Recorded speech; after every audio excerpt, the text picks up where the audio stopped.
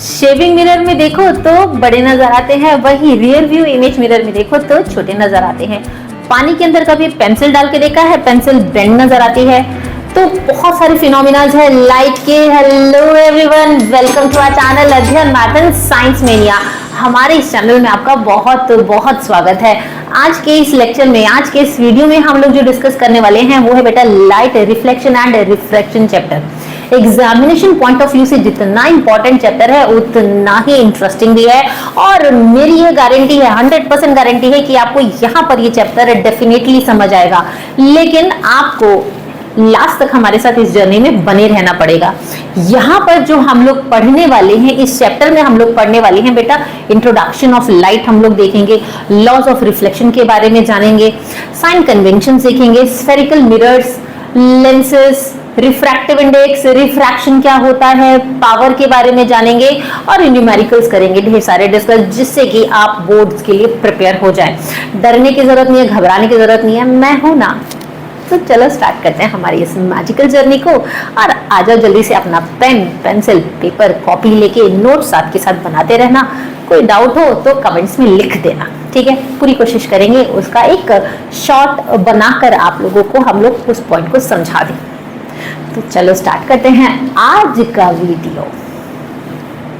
तो वीडियो के इस पार्ट में हम लोग डिस्कस करेंगे introduction of light, laws of reflection, plane mirror, ठीक है, और टाइप्स ऑफ रिफ्लेक्शन के बारे में हम लोग जानेंगे। तो चलो स्टार्ट करते हैं आज का लेक्चर। हम लोग सबसे पहले इंट्रोडक्शन हम लोग देख लेते हैं बेटा। अपने साथ पेन पेपर लेके बैठ जाना और साथ के साथ नोट्स भी बनाते रहना, ठीक। देखो, लाइट जो होती है, लाइट एक एनर्जी की फॉर्म होती है। Light is a form of energy, ठीक है, due to which we are able to see the objects which emit light, जिसकी वजह से हम उन ऑब्जेक्ट्स को देख सकते हैं जिसमें से लाइट एमिट हो रही है, यानी कि लाइट निकल रही है। अब कौन कौन से ऑब्जेक्ट हो गए जिनमें से लाइट निकलती है, जैसे मान लो सन हो गया, लैंप हो गया, कैंडल हो गई, है ना, दे emit light of their own.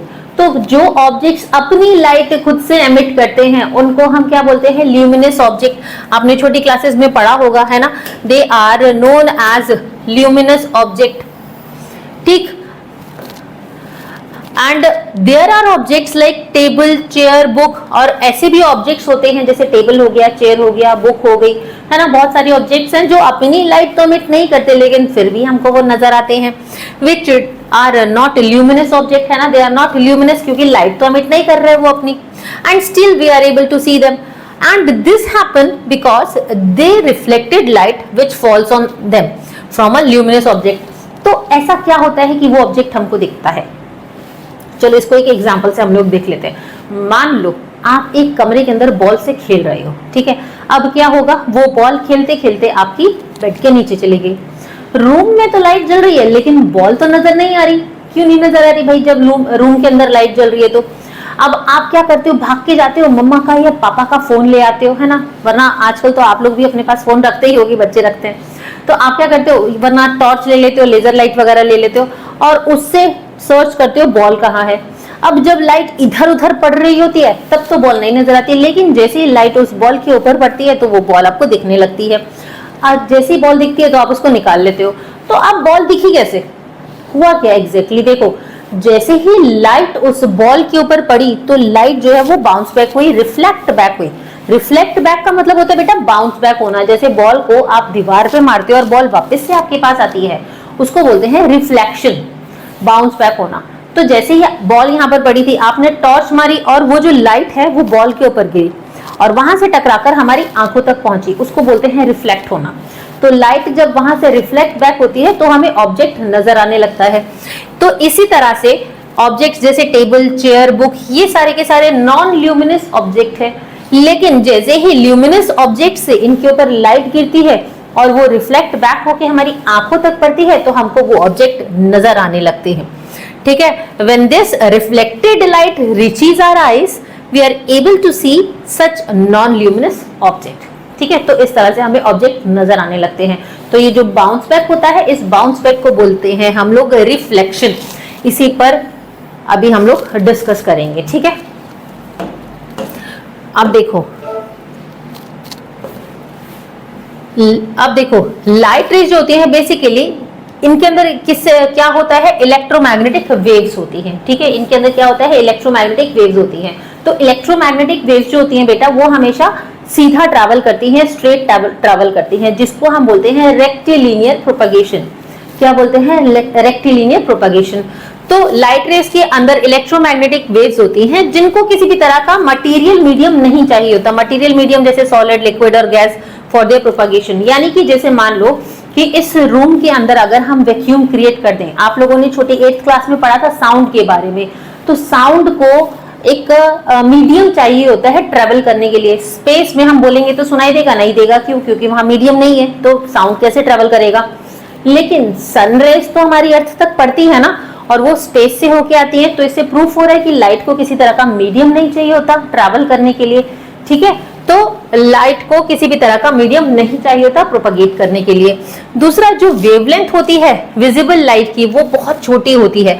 Almost कितनी होती है, 4 × 10⁻⁷ मीटर्स टू 8 × 10⁻⁻7 मीटर्स तक, ठीक है। 4 × 10⁻⁻7 मीटर टू 8 × 10⁻⁻7 मीटर्स तक, ऑलमोस्ट 400 to 800 नैनोमीटर्स। लगा लो कितना छोटा होगा, कितनी छोटी होगी, ठीक है, वेवलेंथ। अब हम यहां से देख सकते हैं, देखो जो लाइट होती है, आगे चल के आप पढ़ोगे 2 टाइप की होती है कि भाई पार्टिकल की फॉर्म में होती है और वेव्स की फॉर्म में होती है, ठीक है। अगर हम पार्टिकल की फॉर्म में देख रहे हैं बेटा, तो यहाँ पर बैरियर लगा दिया, ठीक है, यहाँ पर कुछ भी लगा दिया, कोई बुक लगा दी, कोई भी पैक ऑब्जेक्ट लगा दिया, ठीक है। अब यहाँ पर बैरियर लगा दिया, तो क्या हुआ, यहाँ पर तो लाइट रुक गई, लेकिन यहाँ पर ट्रैवल कर रही है। ऐसा तो नहीं हो रहा कि यहाँ से ये टेढ़े मेढ़े होकर इधर जा रहे हैं, नहीं, क्योंकि लाइट स्ट्रेट पाथ में ट्रैवल करती है, तो यहाँ पर ये ब्लॉक हो जाएगी, और यहाँ पर जहां पर उसको पाथ मिल रहा है वहां से वो जो है आगे बढ़ जाएगी, ठीक। इसी तरह से वेव्स की फॉर्म में जब हम देख रहे हैं, तो देखो यहाँ पर बैरियर लगा हुआ है, देखो यहाँ पर पूरा बैरियर है ना, कि देखो ये यहाँ पर पूरा बैरियर है, जिसकी वजह से ये यहाँ पर तो ट्रेवल नहीं कर पा रही है, तो वेवलेंथ जो है यहाँ पर और छोटी होगी। लेकिन जैसे ही उसको एक स्पेस मिला, तो वहां पर वो जो है पास होने लग गई, जैसे ही उसको रास्ता मिला, ठीक। तो लाइट को मटेरियल मीडियम नहीं चाहिए होता, पहले तो आप ये देख लो, light do not require any material medium, ठीक है, ये नोट डाउन कर लो, फॉर देयर प्रोपगेशन। दूसरा जो वेवलेंथ होती है विजिबल लाइट की, वो बहुत स्मॉल होती है, almost 400 to 800 nanometer, 4 × 10⁻⁻7 meters to 8 × 10⁻⁻7 meters तक होती है, ठीक है। चलो इतना हमने देख लिया, अब आगे देख लेते हैं। देखो जो स्पीड ऑफ लाइट होती है, लाइट वेव्स जो होती हैं, लाइट की जो स्पीड होती है वो किस पे डिपेंड करती है, मीडियम पे डिपेंड करती है, कि भाई कौन से मीडियम से वो ट्रैवल कर रही है। अब मीडियम वर्ड आ गया, मीडियम वर्ड को सुन के घबराना मत, क्यों, क्योंकि मीडियम का मतलब हो गया बेटा कि जैसे अगर मैं इस मीडियम की बात करूं, अभी आप जहां बैठे हैं तो एयर है ना, यहाँ की जो पार्टिकल्स हैं ये सब एक दूसरे से बहुत दूर दूर है, पास पास नहीं है, ये पार्टिकल्स दूर दूर हैं, तभी हम बोल रहे हैं, है ना। तो ये मीडियम हो गया रेयर मीडियम, ठीक है। और पानी वाला मीडियम, पानी के अंदर अगर गए तो वो हो जाता है डेंसर मीडियम। डेंसर मतलब जहां पर पार्टिकल्स की डेंसिटी ज्यादा है, ये डेंसिटी ज्यादा मतलब पास पास है। तो कुछ इस तरह से हम रेयर मीडियम को डिस्कस कर लेंगे, बता देंगे भाई इसके पार्टिकल्स दूर दूर हैं, ठीक है। और कुछ इस तरह से हम डेंसर को दिखा देंगे, पास पास पास पास आ जाएंगे, ये एकदम एकदम पास पास पास पास, ठीक है। तो ये तो हो गया रेयर मीडियम जहां पार्टिकल्स दूर दूर हैं, और ये हो गया डेंसर मीडियम, ठीक है, जिसमें पार्टिकल्स की डेंसिटी ज्यादा है।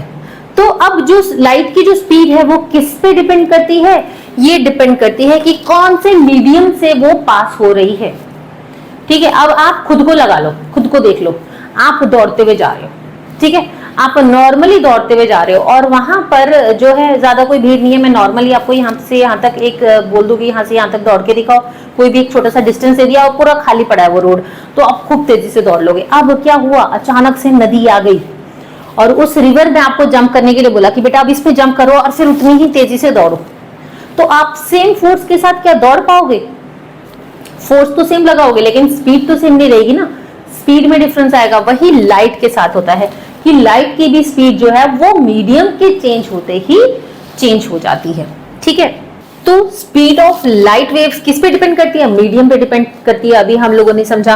अब अगर हम बात करें कि भाई speed of light in air and speed of light in vacuum, तो एयर में और वैक्यूम में जो स्पीड होती है लाइट की वो कितनी होती है? 3 × 10⁸ मीटर पर सेकेंड। अब आप बोलोगे मैम एयर में तो पार्टिकल्स हैं, तब तो स्पीड समझ आ रही है, लेकिन वैक्यूम में तो पार्टिकल्स नहीं है, फिर कैसे सेम स्पीड हो सकती है?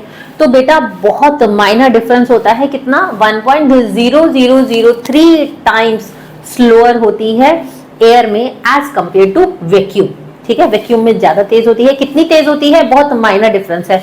अब देखो अगर हम एयर की बात करेंगे ना, तो एयर के अंदर कितनी स्पीड होती है? 29,97,92,458 मीटर पर सेकेंड। ठीक है, और अगर हम वैक्यूम की बात करेंगे तो वैक्यूम में कितनी होती है? 29,97,02,547 मीटर पर सेकेंड की स्पीड होती है किसमें? वैक्यूम में। ठीक है, अब कितना टाइम स्लोअर हुआ? 1.0003 टाइम्स जो है स्लोअर है एयर में एज कंपेयर टू वैक्यूम। ठीक, तो यहां तक तो इसको राउंड ऑफ करके कितना ले लेते हैं? 3 × 10⁸, क्योंकि ऑलमोस्ट सेम ही है ना। देखो राउंड ऑफ करोगे 2997 तो ऑलमोस्ट सेम आ रहा है, तो राउंड ऑफ करके 3 ही ले लेते हैं इसको। ठीक, अब अगर हम बात करेंगे कि भाई अब मीडियम चेंज किया, कि वाटर का मीडियम ले लिया और ग्लास का मीडियम ले लिया, तो वाटर के पार्टिकल्स पास पास होते हैं ना, तो वाटर के अंदर जो स्पीड ऑफ लाइट होती है वो कितनी होती है बेटा? वाटर में स्पीड ऑफ लाइट होती है 2.2 × 10⁸ मीटर पर सेकेंड। ठीक है, और अगर हम ग्लास की बात करें तो ग्लास में स्पीड ऑफ लाइट होती है 2 × 10⁸ मीटर पर सेकेंड। ठीक, तो मीडियम चेंज होते ही हमें दिख रहा है कि भाई स्पीड भी चेंज हो रही है लाइट की। ठीक, तो आई होप आपने नोट कर लिया होगा। तो चलो आगे बढ़ जाते हैं अब हम जल्दी से। तो नेक्स्ट हमें दिया है कि भाई जब भी लाइट किसी सरफेस के ऊपर गिरती है, किसी भी ऑब्जेक्ट के सरफेस के ऊपर गिरती है, तो 3 चीजें होती हैं। क्या क्या? या तो लाइट अब्सॉर्ब होगी, या ट्रांसमिट होगी, या रिफ्लेक्ट होगी। अब अब्सॉर्प्शन कब हो रहा है? गर्मियों में ब्लैक कपड़े पहन के जाते हैं, है ना, तो गर्मी कम लगती है। उसका रीजन क्या है? क्योंकि ब्लैक कलर जो होता है लाइट को अब्सॉर्ब कर लेता है, सोख लेता है। ठीक है, ऐसा नहीं है कि मैक्सिमम हीट वो सनलाइट मैक्सिमम सनलाइट अट्रैक्ट कर रहा है, नहीं, जितनी सब कलर्स पे सनलाइट पड़ती है उतनी ही ब्लैक पे पड़ती है, लेकिन ब्लैक कलर लाइट को ऑब्जर्व कर लेता है। ठीक है, तो अगर कोई भी ऑब्जेक्ट लाइट को, जो भी लाइट उसके ऊपर गिर रही है उसको ऑब्जर्व कर रहा है, तो वो हमें कैसा दिखेगा? परफेक्टली ब्लैक दिखेगा। Alright, for example black board. ठीक, ट्रांसमिटेड का मतलब क्या होता है? शीशे देखे, शीशे कौन सा? मिरर की बात नहीं हो रही है, ग्लास की बात हो रही है। खिड़की का कांच है ना, हमें आर पार सब नजर आता है। तो कोई भी ऑब्जेक्ट जब लाइट को ट्रांसमिट करता है, यानी कि अपने में से, अपने अंदर से उसको पास थ्रू होने के लिए अलाउ कर देता है, तो हमें वो ऑब्जेक्ट जो है ट्रांसपेरेंट नजर, तो हमें बाहर की चीजें जो है वो इजीली अंदर बैठे बैठे नजर आती हैं। ठीक है, तो उनको ट्रांसपेरेंट भी बोलते हैं हम लोग, राइट। फिर उसके बाद बात आ जाती है रिफ्लेक्टेड की। तो कोई भी ऑब्जेक्ट जब लाइट को अपने ऊपर गिर के, भाई रिफ्लेक्शन का मतलब अभी बताया, बाउंस बैक होना। बुक हो गई, टेबल हो गया, चेयर हो गई, वॉल हो गई, ये क्या कर रहे हैं? लाइट को ट्रांसपेरेंट थोड़ी है जो पास थ्रू कर रहे हैं, लेकिन फिर भी चीजें हमें दिखती हैं, तो यानी कि उसे टकरा कर बाउंस बैक होके वापस से हमारी आंखों में गिरेगी। तो कोई भी ऑब्जेक्ट जब लाइट रेज को अपने ऊपर गिर के वापस से भेजता है अपने सरफेस से, तो उसको हम बोलते हैं रिफ्लेक्टेड लाइट। ठीक है, वो रिफ्लेक्ट कर रहा है लाइट को। जैसे फॉर एग्जांपल यहाँ सनलाइट है, ये सनलाइट जैसे ही इस रोज फ्लावर के ऊपर गिरी, तो ये जो पर्सन है, इनकी आईज यहाँ से रोज फ्लावर के ऊपर गिर के ये लाइट जो है ये इस पर्सन की आईज में गई। तब इस पर्सन को समझ आया, ओहो अच्छा ये तो गुलाब का फूल है। ठीक है, तो इसको बोलते हैं बेटा रिफ्लेक्शन। ठीक है, अभी और डिटेल में हम लोग पढ़ेंगे। अब देखो, reflection on a plane mirror. सबसे पहले हम प्लेन मिरर के बारे में जान लेते हैं कि भाई प्लेन मिरर के ऊपर जब रिफ्लेक्शन होता है तो क्या क्या होता है। तो पहले हम लोग पढ़ लेते हैं रिफ्लेक्शन होता क्या है। ठीक है, रिफ्लेक्शन ऑफ लाइट। तो देखो, एक ऐसा प्रोसेस जिसमें लाइट जब किसी भी सरफेस के ऊपर गिरती है तो वहां से वो बाउंस बैक होके चली जाती है। The process of sending back light rays जो है वो सेंड बैक हो रही है, वापस से जा रही है, बाउंस बैक हो रही है, which falls on the surface of object is called reflection of light. यानी कि जैसे ये टॉर्च की लाइट हमने इधर मारी, इस सरफेस के ऊपर मारी, तो यहां से ये बाउंस बैक हो गई ना, इस प्रोसेस को बोलेंगे हम लोग रिफ्लेक्शन। इस प्रोसेस को क्या बोलते हैं बेटा? रिफ्लेक्शन। ठीक है। अब सिल्वर मेटल जो होता है, silver metal is one of the best reflectors of light आ जाता है। ये आपके असर्शन रीजन में भी पूछ सकते हैं, एमसीक्यूज में भी पूछ सकते हैं। ठीक है, तो ध्यान से इसको समझ लेना कि जो सिल्वर मेटल होता है वो one of the best reflectors होता है लाइट का। चलो भाई, ये भी समझ आ गया। अब देखो, मिरर्स जो होते हैं, mirrors we use on our dressing table in our home are plane mirror. हमारे ड्रेसिंग टेबल में जिन मिरर्स को हम लोग यूज करते हैं, प्लेन मिरर्स होते हैं ना, है ना। तो a ray of light is the straight line along which the light travel and a bundle of light rays is called a beam of light। अब देखो, जैसे अभी आपको बताया था कि भाई लाइट जो होती है वो स्ट्रेट पाथ में ट्रेवल करती है, उसको क्या बोलते हैं? Rectilinear propagation. तो वो जो स्ट्रेट पाथ में ट्रेवल कर रही है ना बेटा, उसको बोलेंगे रे ऑफ लाइट। ठीक है, वो जो स्ट्रेट पाथ में ट्रेवल कर रही है that will called ray of light. और ऐसे ही बंडल ऑफ लाइट्स जब हो जाती हैं तो उसको बोलते हैं बीम। ठीक है, उसको बोलते हैं बीम ऑफ लाइट। तो अब देखो, आपके पास बोर्ड्स में पूछ लेते हैं लॉज ऑफ रिफ्लेक्शन के बारे में। तो लॉज ऑफ रिफ्लेक्शन के अंदर क्या होता है ये हम समझते हैं। 2 नंबर का क्वेश्चन आ जाता है, बहुत सिंपल है, बस यहाँ पर अभी बैठे बैठे आपको याद हो जाएगा, लेकिन ध्यान से सुनना। ठीक है, बहुत इंपॉर्टेंट है एग्जामिनेशन पॉइंट ऑफ व्यू से। तो देखो, जैसे मान लो ये एक सरफेस है। ठीक है, ये एक सरफेस है, इसको आप स्ट्रेट लाइन के थ्रू रिप्रेजेंट कर सकते हो। अब क्या हुआ, यहां से टॉर्च मारी, लाइट जो है हमेशा ऑब्लिक गिरती है, लाइट ऑब्लिक गिरनी चाहिए, रिफ्लेक्शन का रूल होता है। ठीक है, तो ये ऑब्लिक गिरी। अब क्या हुआ, यहां से इस सरफेस के ऊपर आई और इस सरफेस के ऊपर आके टकरा के ये वापस चली गई। तो ये जो लाइट गिरी है ये एक इंसिडेंस हुआ है ना। ये जो लाइट गिरी है ये एक इंसिडेंस हुआ है, तो इसको बोलते हैं इंसिडेंट रे। ठीक, ये कौन सी रे कहलाएगी? ये कहलाएगी इंसिडेंट रे। अब यहां से टकरा के ये वापस चली गई तो ये रिफ्लेक्ट हुई ना, रिफ्लेक्शन हुआ ना, बाउंस बैक होना भी बताया था। तो इसको बोलते हैं रिफ्लेक्टेड रे। क्या बोलते हैं बेटा? ये क्या कहलाएगी? Reflected ray. ठीक है, ये कहलाएगी रिफ्लेक्टेड रे। ये क्या है? Incident ray. ठीक, अब इनके बीच में एक नॉर्मल ड्रॉ किया जाता है जो परपेंडिकुलर होता है हमेशा। ठीक है, इसको बोलते हैं नॉर्मल। यहां पर एक नॉर्मल ड्रॉ होता है। ठीक, एक ये नॉर्मल, ये परपेंडिकुलर होता है हमेशा। ठीक है, तो ये तो हो गई रिफ्लेक्टेड रे। क्या बताइए आपको? ये हो गई इंसिडेंट रे, ये हो गई रिफ्लेक्टेड रे। अब देखो, इंसिडेंट रे और नॉर्मल के बीच में किसकी बात कर रहे हैं? ये इंसिडेंट रे और ये जो नॉर्मल है, इसके बीच में जो एंगल बन रहा है ना, इनके बीच में, इसको बोलते हैं angle of incidence. Angle of incidence को किससे रिप्रेजेंट करते हैं बेटा? आई से। ठीक है, एंगल ऑफ इंसिडेंस को किससे रिप्रेजेंट करते हैं? एंगल ऑफ इंसिडेंस को किससे रिप्रेजेंट करते हैं? एंगल आई। ठीक है, इसको थोड़ा सा इधर करके लिख लेते हैं।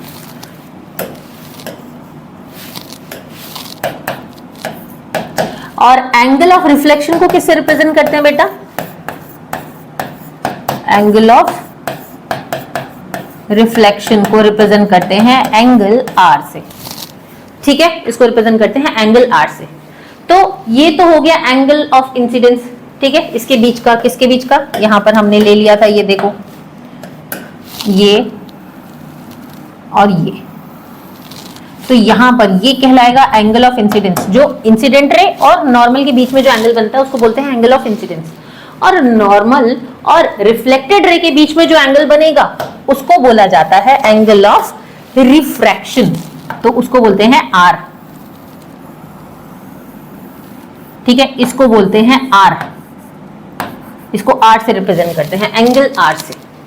ऑलराइट, तो अब इसमें हमारे लॉज होते हैं। तो अगर आपका 2 नंबर का क्वेश्चन आएगा बेटा, तो इसको आपको करना कैसे है? आपको एक तो ये डायग्राम बनाना है।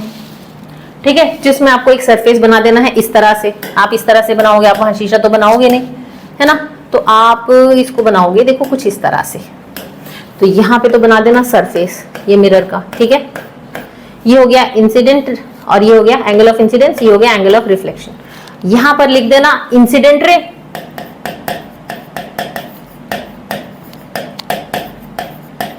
और यहां लिख देना रिफ्लेक्टेड रे। रिफ्लेक्टेड रे, पहला काम तो आप ये करोगे और यहां लिख देना नॉर्मल। यहां क्या लिखोगे? नॉर्मल। कुछ इस तरह से आप इसको बना के आओगे, ठीक है। और दूसरी चीज आपको क्या लिखने हैं? अब लॉज लिखने हैं। पहला ये बनाओगे और उसके बाद लॉस। तो 1 नंबर का आपका ये हो जाएगा, आधे आधे नंबर की लॉस हो जाएंगे 2 नंबर का क्वेश्चन हुआ तो, ठीक। तो पहला लॉ क्या होता है? देखो बेटा, पहला लॉ होता है कि भाई एंगल ऑफ इंसिडेंस जो होता है वो किसके बराबर होता है? एंगल ऑफ रिफ्लेक्शन के बराबर होता है।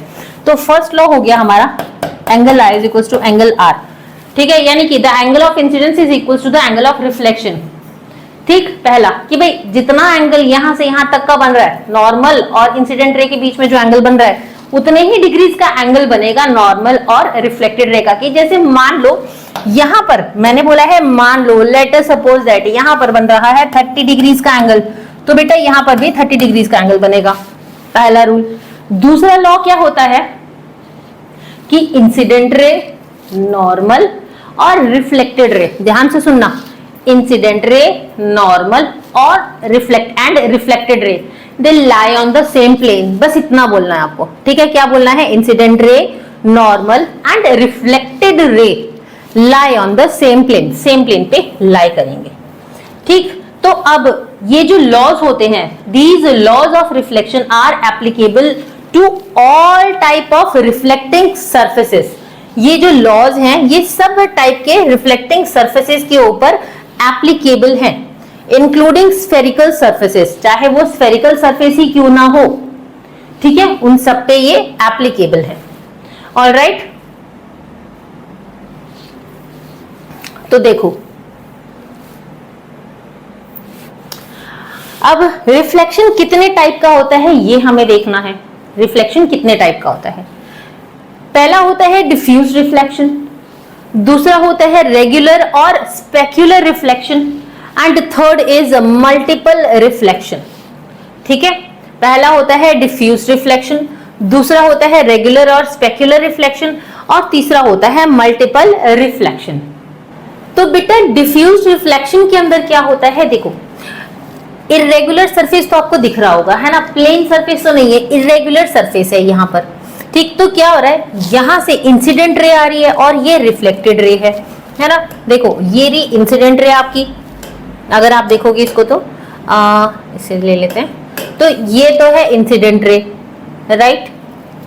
और सीधी नहीं बन रही है, देखो देखो, जैसे ये है इंसिडेंट रे, है ना, और यहां से ये जा रही है रिफ्लेक्टेड रे, ठीक। ये तो पहला वाला है। दूसरा अगर हम देखें तो ये है इंसिडेंट रे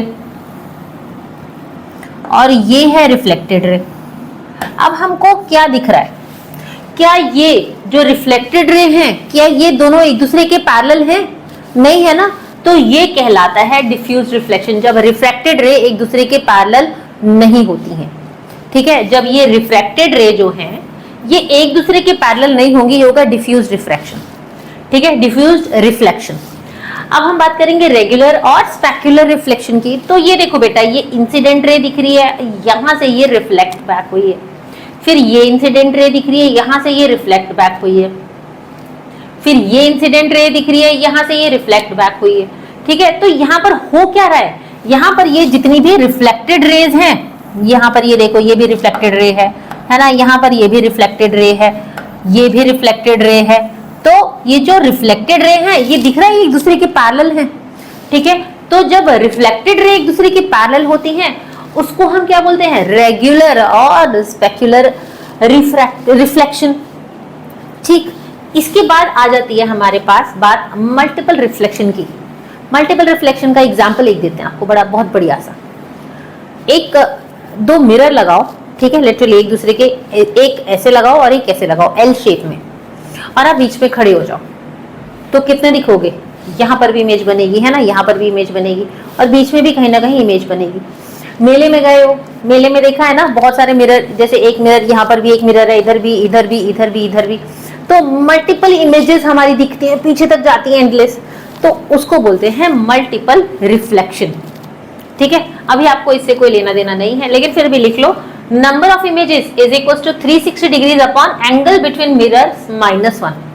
ठीक है, ये इसका फॉर्मूला है। चलो, ये तो हमने बात कर ली टाइप्स ऑफ रिफ्लेक्शन की। ठीक है, अब हम मिरर देख लेते हैं बेटा। मिरर हमारे पास पीछे था,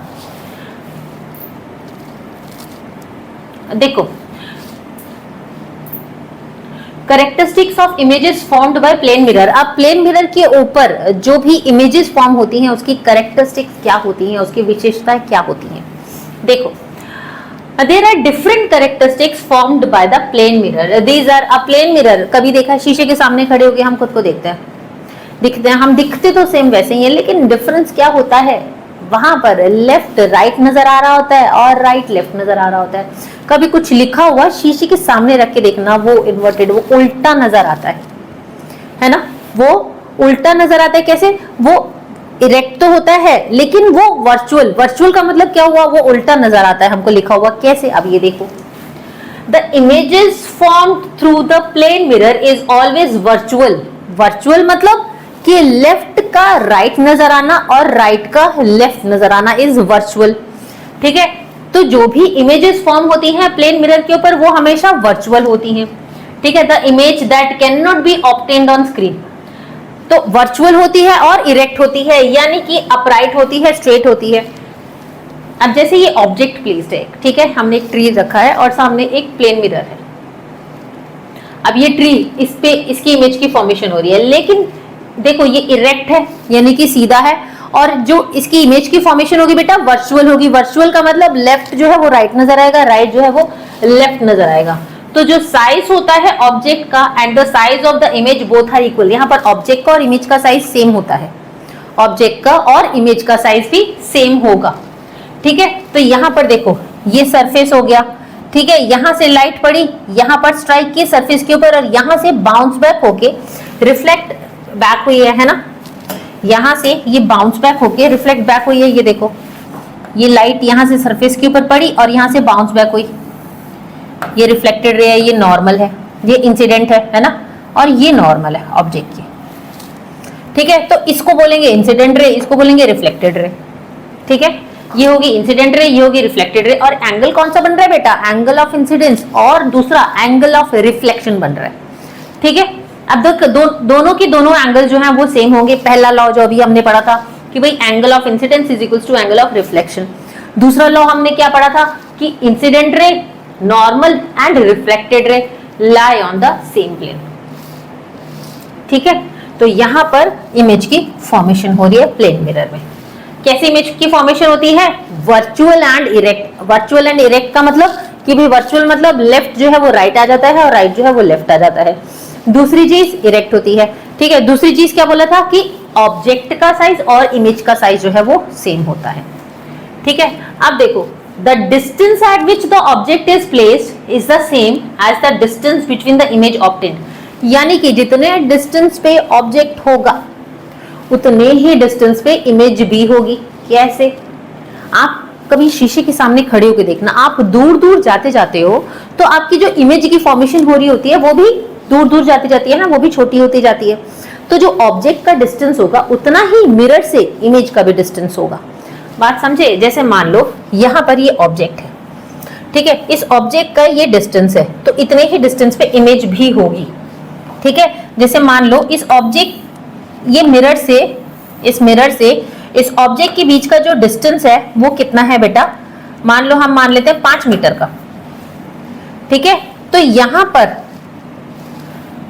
ये क्या आ गया, तो यहां पर जो इमेज के बीच का डिस्टेंस, इमेज का मिरर से डिस्टेंस होगा वो भी सेम 5 मीटर्स का ही होगा। तो टोटल डिस्टेंस की अगर हम बात करेंगे, मैंने ये बोला ये मिरर से ऑब्जेक्ट का डिस्टेंस है 5 मीटर, तो मिरर से इमेज का भी डिस्टेंस 5 मीटर होगा। अब अगर मैं ऑब्जेक्ट और इमेज के बीच का डिस्टेंस चेक करूं तो कितना होगा 5 + 5, 5 मीटर + 5 मीटर, 10 मीटर्स का डिस्टेंस होगा ना बेटा, है ना। ऑब्जेक्ट और इमेज के बीच का डिस्टेंस कितना हुआ, टोटल डिस्टेंस 10 मीटर्स का। All right,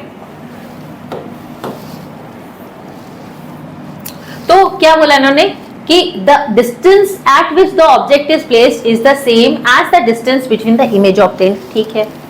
Laterally inverted image, that is the right side of the image object appears on the left side behind the mirror are obtained। और ये कहां पर देखो, मिरर जो इमेज की फॉर्मेशन होगी ना प्लेन मिरर्स में, वो बिहाइंड द मिरर होगी, यानी कि मिरर के पीछे होगी। और कैसी होगी इमेज की फॉर्मेशन, लिटरली। एक तो होगी वर्चुअल, एक तो होगी वर्चुअल इमेज की फॉर्मेशन,